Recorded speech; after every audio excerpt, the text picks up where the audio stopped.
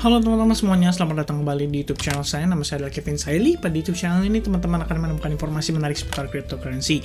Teman-teman, saya ingin mengucapkan terima kasih sekali lagi atas ucapan dari Happy New Year dari teman-teman sekalian yang sebelumnya sempat dikomen di video terakhir saya. Dan tentunya kembali saya ucapkan Happy New Year 2022.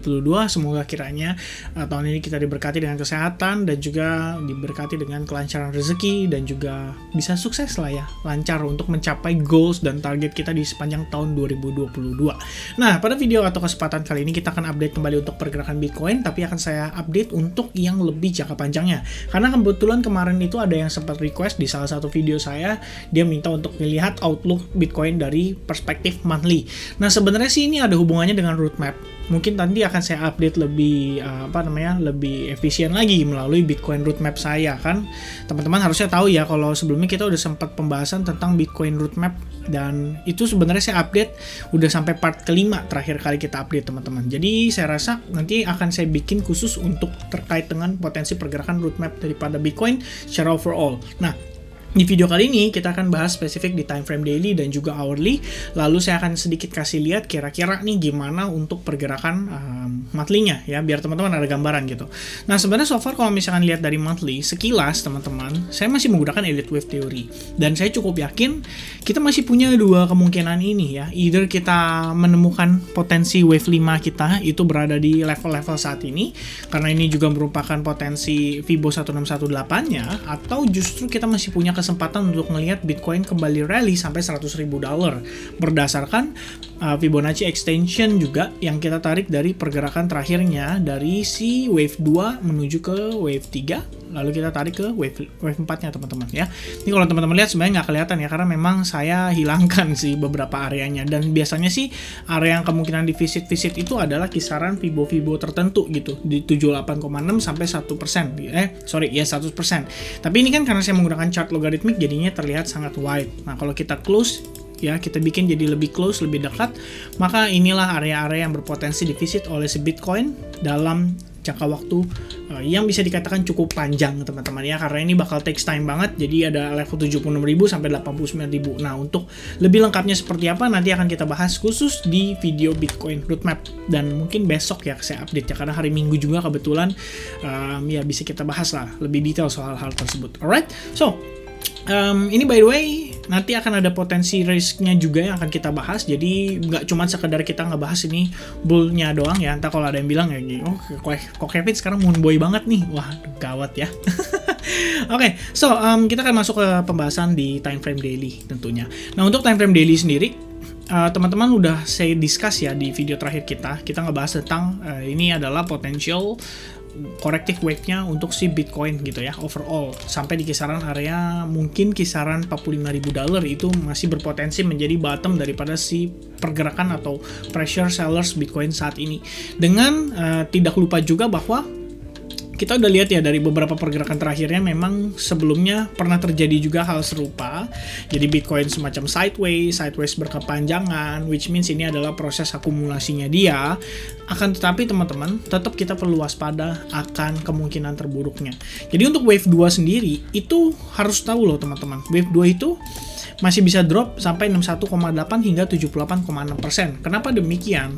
Kalian bisa gunakan Elliott Wave Theory sendiri juga untuk mengetahui potensi target bagian bawahnya ketika melakukan koreksi. Dan kalau kita lihat nih wave 2-nya itu probabilitasnya masih cukup besar di antara 61,8 sampai 78%. Jadi saya nggak pernah bilang bahwa Bitcoin ini udah siap banget nih untuk rally dan lain sebagainya. Kadang-kadang sih memang judul video saya begini gitu ya, kayak BTC ready untuk terpump gitu. Ya karena memang kita ngelihat ada beberapa indikasi. Cuman kalau misalkan secara skenario fullnya, teman-teman tetap harus pahami bahwa selalu ada resiko untuk bergerak atau istilahnya untuk suatu market bergerak tidak sesuai dengan ekspektasi kita, dan disitulah kita harus menyadari kira-kira nih kalau sampai hal tersebut terjadi sejauh mana dia akan turun, dan kira-kira nih langkah apa yang bisa kita lakukan kalau misalkan hal itu berpotensi terjadi. Ya, itu menurut saya adalah langkah yang bijak untuk kita lakukan teman-teman. Sama aja kayak teman-teman main catur. Kalau misalnya dia jalan kuda kayak begini, kira-kira kita bakal gimana? Kalau misalnya dia jalan ternyata menteri kayak gini, kita bakal gimana? Kalau ternyata dia jalan bentengnya kayak gini, kira-kira bakal gimana? Itu semua adalah skenario yang kita perlu pertimbangkan sebelum kita make a move. Dan itu saya rasa penting sekali untuk kita pahami ya. Dan untuk posisi saat ini sebenarnya kalau kita lihat dari time frame daily sendiri ya, ini kita masih ke reject teman-teman dari si exponential moving average 21 ya, sempat testing and then kita kena decline lagi ya, dan sekarang posisinya closing daily kemarin sebetulnya saya bisa bilang nggak begitu baik. Cuman teman-teman tetap harus pahami juga ya, seperti beberapa video saya yang terakhir saya sempat bahas ya, ada alasan kenapa si istilahnya sellers, kalaupun whales istilahnya mau nge-short lagi atau mau nge-sell lagi atau membuang barang lagi, ada alasan kenapa Bitcoin masih belum create lower low-nya, dan itulah yang menurut saya perlu kita antisipasi saat ini gitu. Jadi kita nggak bisa terlalu confident juga bahwa Bitcoin itu masih bisa drop lagi nih sampai kisaran $30.000 atau mungkin ya even worse ya $20.000 teman-teman.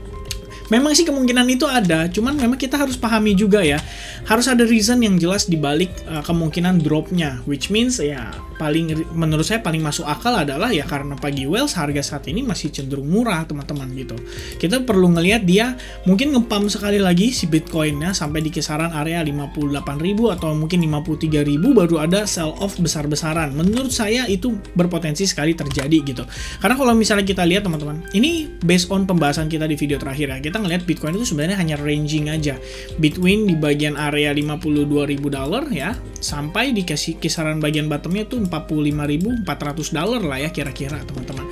Dan so far sih sudah terjadi ini selama lebih kurang ya 1 bulanan ya, dari awal Desember sampai sekarang udah memasuki 1 Januari 2022 teman-teman. Jadi saya rasa ya inilah range yang kita perlu perhatikan ya. Breakout dari sini harusnya memberikan opportunity untuk Bitcoin kembali terrebound. Cuman tetap saya harus ingatkan bahwa disinilah pressure sellers yang terakhir cukup besar terjadi, dan mungkin saja di area ini juga kita akan mendapati Bitcoin akan terjadi hal yang sama dan terjadi respon dari sellers kembali gitu. Sama halnya seperti kemarin saya ceritakan ke teman-teman melalui video terakhir kita ya. Teman-teman harus pahami, even though kita ngelihat di sini terbentuk semacam inverse head and shoulders pattern sekalipun, saya sudah katakan bahwa di area ini terdapat satu pengaruh yang menurut saya itu bisa mendukung Bitcoin untuk terjadi sell off kembali. Jadi kalau misalnya teman-teman nonton nih di video terakhir saya ya, terutama yang ini mungkin saya akan sedikit buka lagi atau saya akan review sedikit lagi, karena saya inget banget ada satu orang nih yang bahas ya 810, bener banget kok. Ups, my bad teman-teman, ini kita hilangkan dulu suaranya ya. Jadi di 810 itu kita sempat ada mention ya soal Bitcoin itu kita perlu perhatikan nih di area ini itu bisa memicu adanya sell off kembali ya. Saya akan keluarkan suara sedikit juga untuk orang-orang melakukan aksi taking profit lebih awal ataupun memicu untuk sellers kembali masuk market dan memberikan pressure kembali atas posisi Bitcoin saat ini ya. Ya itu kurang lebih teman-teman ya. Jadi memang di balik pergerakan yang ekstrim itu biasanya bisa banget memicu untuk terjadi aksi sell off atau sellers gitu kembali masuk ke market. Makanya saya selalu sampaikan teman-teman, even though kita ngelihat dia membentuk V formation ya. Saya sampaikan terakhir kali ini, waktu lalu saya sempat udah ya di video kemarin lah, teman-teman tinggal nonton ulang sih sebenarnya. Jadi ketika kita ngelihat di sini memang terbentuk neckline dari inverse head and shoulders, balik lagi kenapa saya katakan sometimes kita perlu konfirmasi gitu. Jadi ketika dia udah create higher low, lalu dia terjadi breakout kembali, nah ini idealnya baru kita entry teman-teman. Kenapa demikian? Soalnya gini, saya pengen tahu ya, siapapun yang tergoda untuk mengeksekusi sell di sini, apakah dia mampu untuk membuat Bitcoin kembali drop signifikan, bahkan create lower low teman-teman ya, lebih rendah dari harga sebelumnya.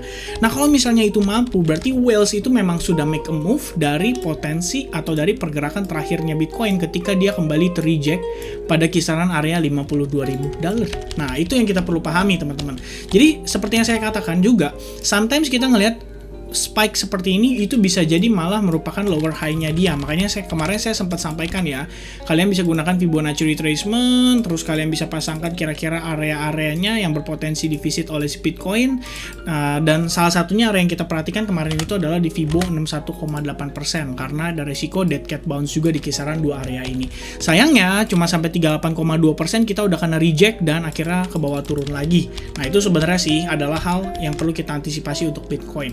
Nah for now teman-teman, sedikit tambahan dari saya ya, untuk Bitcoin sendiri kita perlu antisipasi kemungkinan ya, ini range yang terjadi pada kondisi saat ini itu juga didukung oleh satu posisi terbentuknya descending triangle, which means sooner or later kita akan ngelihat dia semakin lama nih semakin menyempit dan akhirnya dia harus make decision, either dia breakout atau breakdown, but hopefully ya dia breakout ya, nggak perlu dibawa turun lebih deep lagi. Nah cuma kalau misalnya kita berbicara dia dibawa turun lebih jauh, kira-kira nih area berapa sih yang akan divisit gitu ya. Pertama teman-teman, pada time frame 1 jam ya, ini adalah tambahan dari saya terakhir ya, I promise ini terakhir teman-teman ya, dari time frame 1 jam atau 4 jam lah ya, kita ngelihat di sini sebenarnya ada juga kemungkinan dia membentuk semacam descending broadening wedge pattern ya, atau bahkan right angle descending broadening wedge pattern, which means sebenarnya ini jauh lebih condong ke arah bullish ya. Untuk posisi chart pattern yang terbentuk seperti ini tuh jauh lebih condong ke arah bullish, jadi kalian tinggal cari aja right angle ya, right angle ya, descending broadening wedge pattern. Ini udah saya sering bahas ya. Kalau teman-teman lihat nih kurang lebih gambarannya seperti ini. Dan ini dua skenario teman-teman, nggak selalu dia breakoutnya ke arah atas ya. Nih kalian bisa lihat sendiri ya, biasanya secara target sendiri kita ukur menggunakan bagian badan terluasnya dia yang paling luar ketika berhasil terjadi breakout atau breakdown. Nah hopefully teman-teman, let's hope ya, kalau posisinya saat ini kita bisa breakout ke arah atas. Tapi kalau misalkan memang ternyata Bitcoin terbreakdown ya, mau nggak mau teman-teman kita harus realize bahwa risiko tersebut juga berpotensi terjadi pada pergerakan kali ini gitu. Nah kalau misalnya ini right angle, sebenarnya ada dua target teman-teman, either target bagian awalnya yang di sini atau bagian yang belakangnya ya. Kalau misalnya bagian awal berarti kita bisa terpam kembali sampai kisaran $50.000, dan kalau misalkan ternyata yang bagian yang signifikannya berarti ya sampai 51.000 lah, beda-beda tipis. Tapi kalau misalnya dia breakdown teman-teman, kita perlu pahami bahwa Bitcoin kemungkinan akan testing kembali ya, mendekati lowest point yang di-create dari tail candle di tanggal 4 Desember ya, itu berarti di kisaran $42.000. Dan memang sih kalau misalnya kita lihat lagi dari time frame daily ya, kita harus sadari bahwa memang Bitcoin masih ada potensi testing juga sampai $44.000, mengingat di area tersebut lah terdapat Fibo 61,8% atau golden ratio-nya. So I think teman-teman itu saja update saya untuk Bitcoin kali ini ya. That's why kemarin ya, untung saya sempat bikin urgent video ya. Walaupun kita ngelihat dia di sini breakout dari inverse head and shoulders, sempat happy, sempat pikir kayak wah bisa nih 61,8% dan lain sebagainya gitu. Makanya saya sampaikan buat teman-teman yang aggressive trader, trading based on location dan lain sebagainya, ketika kalian lihat suatu pergerakan sudah dalam keadaan green seperti ini, boleh banget guys kalian geser stop loss kalian jaga di area-area swing low terakhir, supaya kalaupun kalian entry ketika market berbalik arah, at least kalian nggak rugi teman-teman. Walaupun kalian jadi nggak profit, yang tadinya profit jadi nggak profit ya, at least kalian juga jadi nggak rugi gitu. Kalau kalian jaga stop lossnya di area break even ketika market sudah mulai perform. Apalagi kalian harus tahu nih, posisi market overall itu masih sideways. Artinya kita belum bisa ngejar yang namanya jackpot atau home run. Ingat loh, seorang aggressive traders itu bukanlah orang yang ngejar jackpot atau home run ya. Mereka basically hanya scalping saja. Jadi dapat profit lumayan ya, dia taking profit. Kalau misalkan mau dilanjutin, sisanya at least stop lossnya dalam keadaan break even. Dan posisi pada kondisi kali ini, saya rasa Bitcoin itu saja yang bisa saya sampaikan ya. Mungkin sedikit tambahan, sekali lagi sedikit tambahan teman-teman ya. Kalian bisa juga gunakan Fibonacci retracement dari swing low to swing high terakhir, atau swing high to swing low terakhir, dan kita munculkan beberapa area seperti 61,8 dan 50%, dimana kita lihat saat ini ya, ini yang kenapa saya bilang perlu diantisipasi adalah karena teman-teman ada kemungkinan kita bisa ngelihat Bitcoin terkena yang namanya dead cat bounce ya, which means drop and then 61.8% atau 50% and then another drop lagi ya. That's a big possibility saat ini yang bisa terjadi terhadap kondisi market. Alright, so saya rasa teman-teman itu saja. Thank you very much for watching this video till the end. Kalau kalian suka dengan video ini, make sure kalian hit like buttonnya, dan jangan lupa subscribe channel ini supaya kembali bisa mendapatkan informasi seputar Bitcoin ataupun seputar kripto lainnya.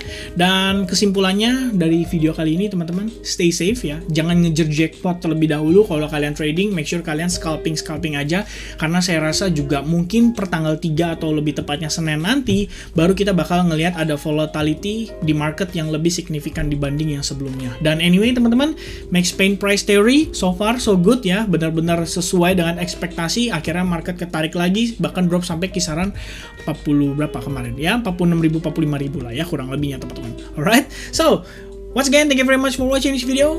I hope I'll see you guys again in the next update. God bless everyone. Cheers and bye-bye.